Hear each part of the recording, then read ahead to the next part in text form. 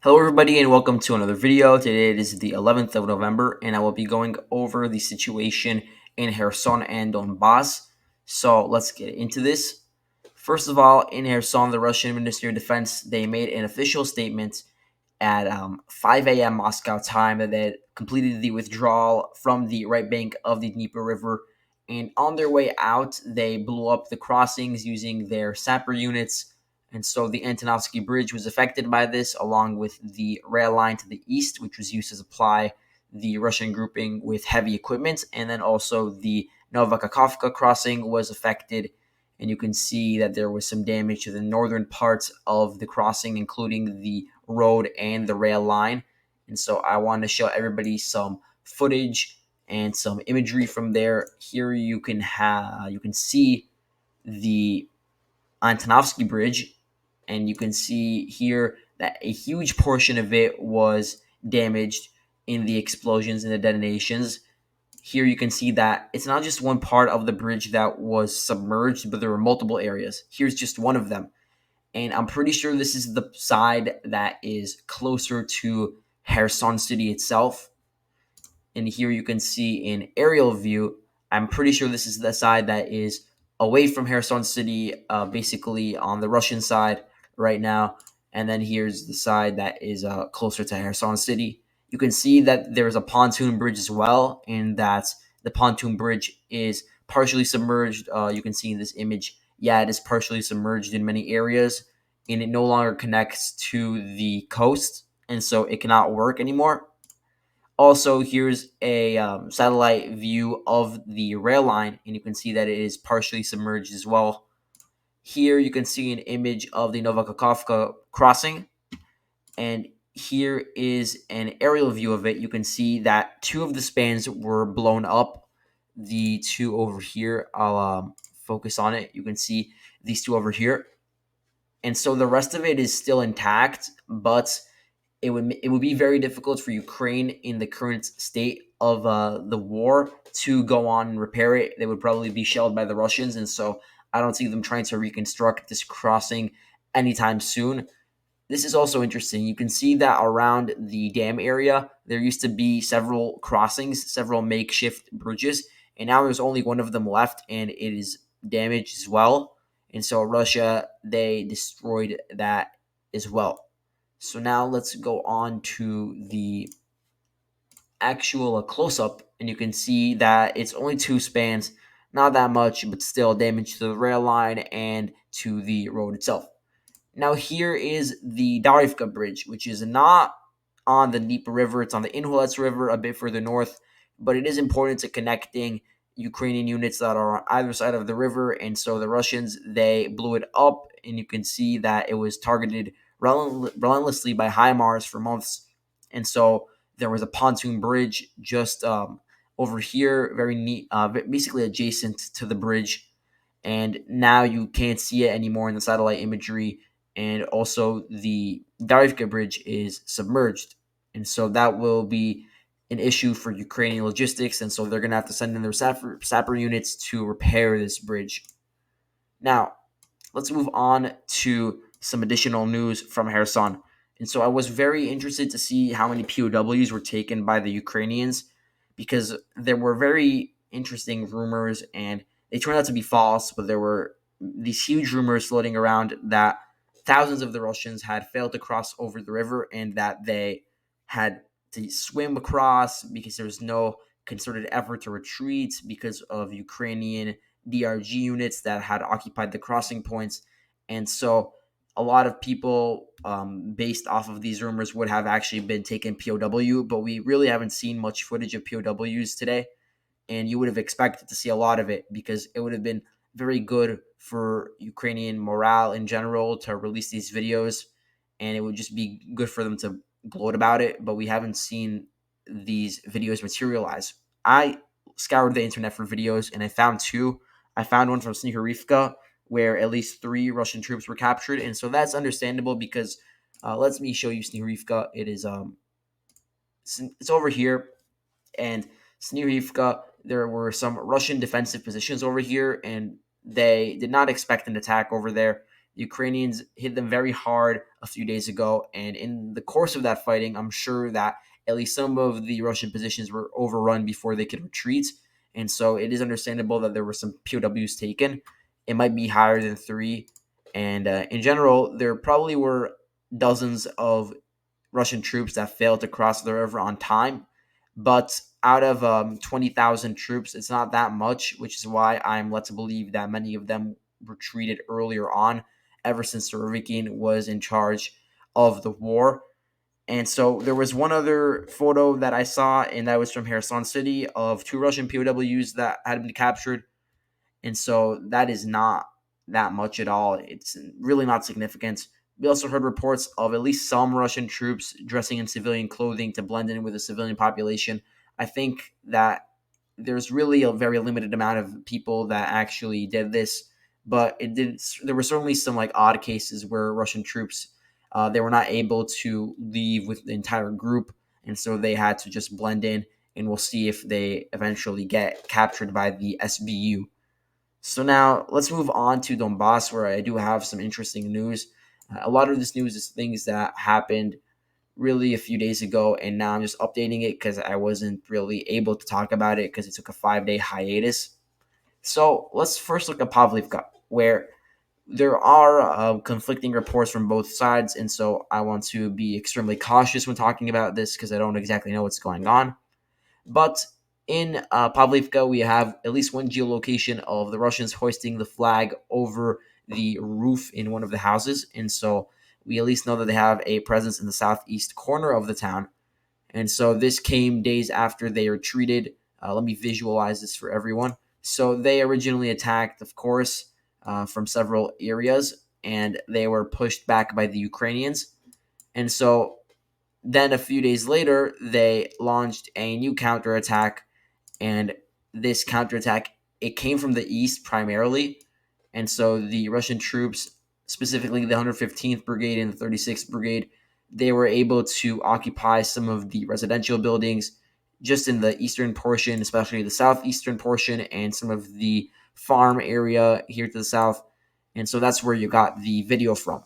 That does not mean that they control all of the town, though, because it is there are some fortified positions in the northern part of the town that they still have to overrun, and of course, they need to take over the city center.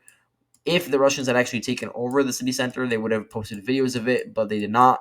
The only video we did see was a video from the Ukrainian side of a Russian tank that was captured, and there was another one where they were able to destroy the tank with ATGMs. But anyway, this is the rough situation at this time. A lot of Russian sources are saying that effectively the Russians have full control of the town, while Ukrainians claim that it is still contested. Additionally, Russian sources also claim that they are launching attacks in the direction of Novomikhailivka, but if they did, then we don't really see any success coming out of that. Also, further to the north on Nevelske and on Pervomaiske over here. And so now we're going to move on to the Donetsk front, where there is some interesting news to go over. And so over here, the Russians did actually capture a town. They captured Opitny. And so this was done in tandem with the 1st Slavyansk Brigade and the Sparta Battalion of the DPR, working together with artillery from the 238th Artillery Brigade, which is a part of the 8th Army Corps. So they were able to take over this fortified position. It is sort of an urban type settlement, but it is pretty small nonetheless. And so it makes sense that the DPR units would be able to clear it up pretty quickly. It was not strategically sound for the Ukrainians to stay in this town, and so they were forced to withdraw. And now we do have geolocations from the southern part of the town of Russians in the area, and Ukrainian sources basically confirm that they are no longer present in this area. Now, what can this mean for the broader front line in this area? It can mean that the DPR units can launch attacks from the east onto the positions of the Ukrainians in Vodiane. Vodiane is already partially under Russian control, but this would only cause the situation to become more dire for the Ukrainian units in this area. And so you have the 74th Reconnaissance Battalion stationed in this area. I'm not sure which other units are in this area, but they will have a difficult time holding on, and so they may be forced to withdraw from these hedgerows south of Vodiane. But just as a reminder, they were able to hold on this area for many months. It's despite massive Russian shelling and many DPR assaults. And they launched some counterattacks of their own, by the way, and that's part of the reason why the Russians were not able to go on the offensive in this area for a long time. Now, of course, they're going to have to withdraw a little, but they can still retreat to some other fortified towns, which means that the Russian advance over here won't really increase at an exponential rate, even if they're able to take Pervomaiske. They can probably reach Netelove from Pervomaiske and make some marginal gains, though. And I'm sure that Russians are looking forward to taking the rest of Vodiane and then from there trying to advance up this road and to reach the towns of Shijeverne and Tonenke. And then, most importantly, the town that I'm sure Russia is planning to assault is Orlivka. And this town is really the only town which is maintaining the supply lines to Avdiivka. If the Russians would be able to take over Orlivka, then it would cut off any sort of additional supplies to Avdiivka. Sure, they can cross through the open fields, but it would be much more difficult. And really, Orlivka is at the crossroads of several different roads and different paths. It leads over here to the north, to the east, and to the south. And so, yeah, Orlivka is pretty important, but it is also pretty fortified. This entire area is very fortified, and we've seen fighting here for months over really square meters. So this is looking well into the future. But anyway, let's move on to Mayorsk, where we do have some interesting news from this area. So apparently, the 3rd Brigade of the DPR was actually able to take over Mayorsk, and this is confirmed by Russian sources, but I haven't seen confirmation from Ukrainian sources, but they haven't really talked about Mayorsk that much. What I do know is that there have been urban battles in Mayorsk for months now, and that the minimum amount of land that Russia controls in this area is this line over here. You can see that this new polygon that I added is purely speculative and is based on the Russian military maps. It's a very interesting map and it has been pretty accurate, and so I am inclined to believe that they finally took over Mayorsk this time. It's not the first time that they claim to have taken over Mayorsk, though, and I've fallen victim to this claim several times. And so I do want to be cautious and warn that we won't know for sure until there's actual footage. But we have seen recently heightened attacks on Mayorsk, so it would make sense. And from recent footage, we can see that a lot of the houses over here have been utterly destroyed, in that, yeah, Ukraine has been using them to its advantage just to hold out along this train station. And now that it potentially has fallen, we have to look at what Russia could do with this new position. And so, in this area specifically, the 3rd Brigade of the DPR, they can push into the outskirts of Toretsk, but it's going to be very difficult to assault Toretsk head on.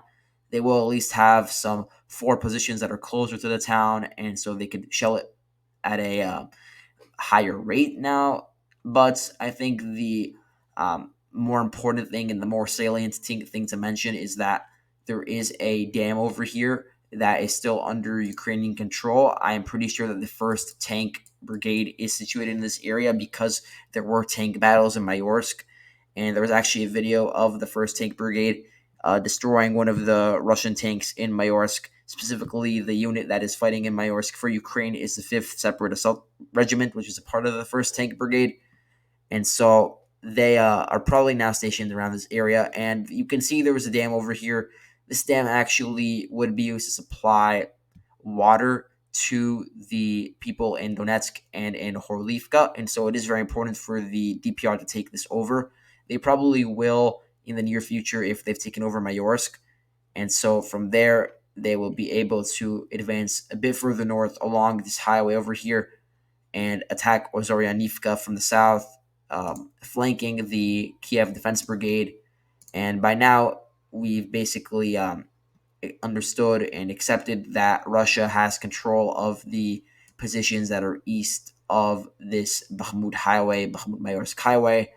Most of the fortifications have been cleared out, although there might be some that are very close to the highway over here that might still have a Ukrainian presence. For the most part, Russia has taken over these areas, and so that will make an attack on Nivka easier. Speaking of this entire area, Nivka has been under intense assault.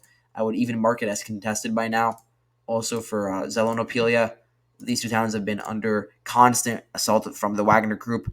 The Ukrainians are still holding their ground over here, but they have suffered many casualties so of the Wagner group in holding on to this town, and they're still able to hold the line. But we have footage from this area. I can't geolocate it specifically, but it does show that the Wagner group has positions in some residential areas. Maybe that's Mykolaiv Druha, and they're just claiming that it's Zelenopilia. I'm not exactly sure. If there's a geolocation for the videos I'm referring to, then I'll add it to the map. But for now, just to know that there is very intense fighting over here. I would say that it's probably going on around these quarries. And yeah, now let's move on to the situation in Bahmut, where we again don't really have that much of a change, but we do have reports of heightened attacks on Opitny coming in from the south, but especially from Ivanhrad.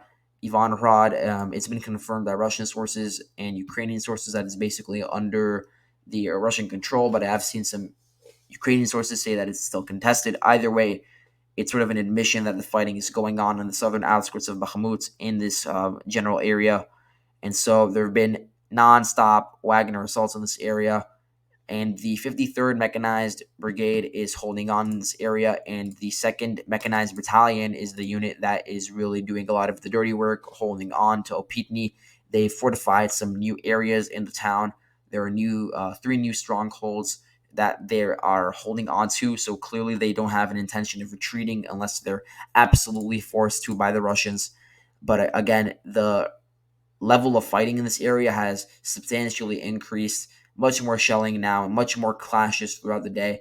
And you've seen actually some troop rotations now to help get some new fresh units into the fighting to hold the line. And so now you have a troop rotation of the 30th Brigade. They're being replaced by the 24th Brigade for the time being. And so this is I'll find the 24th Brigade over here. This is the 24th Mechanized Brigade. They're taking the place of the 30th Brigade, which I think is located, I have it near Chasivyar. So now there's some troop rotations going on over here. There's a lot of territorial defense units that are being sent into Bakhmut to hold the line. And clearly, they've been successful in preventing a full-scale attack on the town itself. But we do now have reports that the Wagner Group has advanced along Klishchivka. They've reached this body of water over here, and they've approached Andriivka. They might take it over in the coming days because it is a pretty small town. And then from there, they can actually assault Klishchivka itself. Taking Klishchivka would be a big loss for Ukraine in this area because from there, the Wagner Group will have very good areas to set up artillery fire on the highway that supplies Bakhmut from Kostiantynivka and Chasi Vyar. And then in case of a retreat, they would be able to cut off the large amount of Ukrainian troops in the city. And so it seems like Russia is trying to get an encirclement over here, although it will be very difficult given how the entire perimeter of Bakhmut.